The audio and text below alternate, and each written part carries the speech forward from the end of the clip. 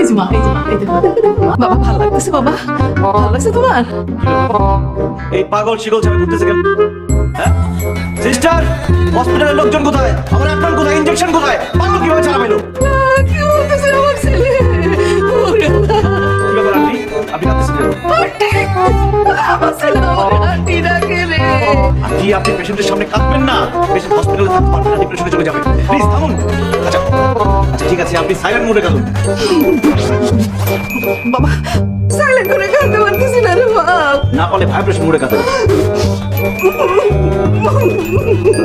Sound করতেছেন কেন? দূর কাকি বুঝাই।